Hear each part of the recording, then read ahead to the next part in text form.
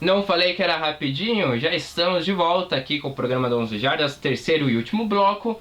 E agora a gente vai ouvir então Rafael Freire, ele que é coordenador defensivo da seleção brasileira feminina de flag football, é também o responsável pelas seleções tanto a masculina quanto a feminina de flag da CBFA, Confederação Brasileira de Futebol Americano, além de também ser parte da comissão técnica do Underdogs Football, né, do time feminino de flag do Underdogs, time aqui da capital paulista.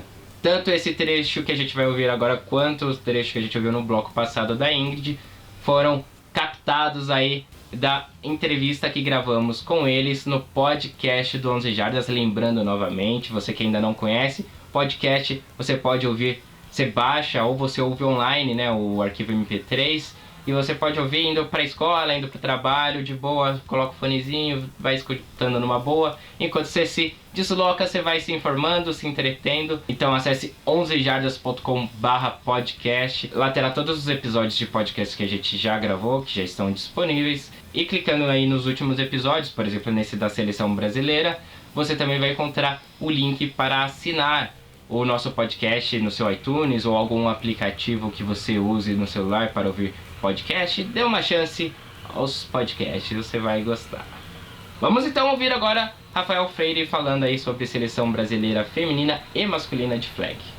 Esse ano, a preparação da seleção brasileira de flag para esse ano tem contado com muitos training camps.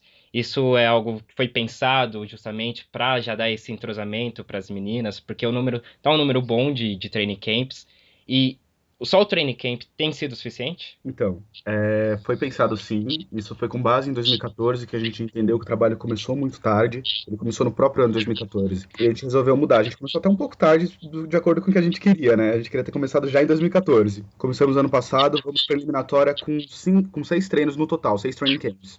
A parte de entrosamento, além dos treinos também, a gente tem algumas reuniões via Skype para entender, para mexer em playbook, discutir tudo.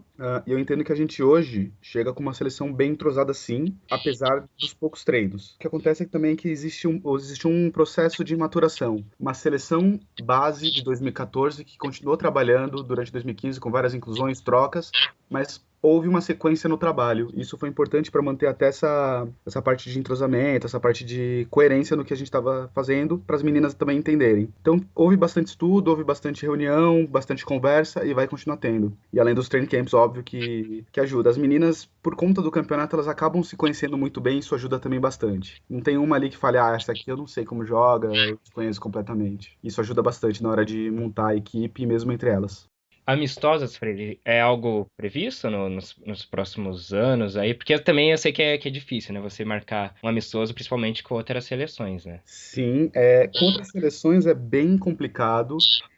A gente enxerga um cenário na América do Sul crescente. A gente está até vendo times. A gente reativou nosso perfil no Instagram, o Flag Brasil, @Flag Brasil, e a gente começou a ser seguido por times do Uruguai, times da Colômbia, Chile, e a gente percebe esse cenário crescendo. Para a gente, sim, é importante. Enquanto a gente não tem isso, o que a gente acaba fazendo é usando jogadores com certa tarimba para montar alguns times para enfrentar a seleção. Que isso internamente em training camps é algo que funciona. Inclusive, nesse training camp, a gente tem um misto de alguns jogadores, né, de algumas equipes, como Carcamanos, Hum. Storm, Spartans, para montar uma equipe para enfrentar a seleção. Esse ano apareceu essa eliminatória, não estava prevista, é isso? Então, como é que funcionou? Isso aí, no final do ano passado, a IFAF sinalizou. A gente tinha montado um planejamento já pensando no Mundial, seria em julho, agosto, setembro. E aí, no final do ano, a IFAF sinalizou que provavelmente teria uma eliminatória, porque ela mudou as regras. Ela não mudou as regras, ela na verdade organizou o campeonato melhor, com um número máximo de times para participar. No caso do feminino, 12. Então, isso acabou provocando a eliminatória. Surpresa, digamos assim, né? Pelos últimos momentos, né? Porque pra uma viagem dessa, talvez um ano para se planejar seria o ideal para um time, para uma seleção. Mas tudo bem, assim, a gente topou o desafio e aí por vários motivos, na verdade, assim, por vários motivos a gente tem que ir para o Panamá, de ranking, de escolhas, de decisões da própria IFAF, IFAF Américas nesse caso, que é a responsável pela vaga das Américas. São quantas para as Américas? Então, como funciona? Posso até te explicar como foi o processo dessa vaga. Uma única vaga nesse momento. Como funcionou? Quando a IFAF divulgou as vagas, a América tinha 2 vagas, sendo que o primeiro, o segundo e o terceiro colocados do Mundial tinham vaga direta. No caso, os Estados Unidos e o Canadá já tinham vaga direta. Para o Mundial, então, não participariam. México, Panamá, Brasil, que participaram do último Mundial, e mais outras equipes que se inscrevessem, elas participariam dessa eliminatória. A IFAF se reuniu e decidiu que uma das vagas iria direto para o México por todo o desempenho dele nos últimos mundiais. O México não teve uma participação tão boa no último mundial, acabou em quarto, em comparação a 2012, quando foi campeão. Então a IFAF decidiu, percebeu que talvez a força do México fosse muito maior do que a dos outros, e decidiu não colocar essa nessa eliminatória. Então, Brasil, Panamá, Guatemala e Honduras são as equipes que vão participar dessa eliminatória. E do masculino, Freire, o que você pode dizer aí da O que eu seleção? posso adiantar? É.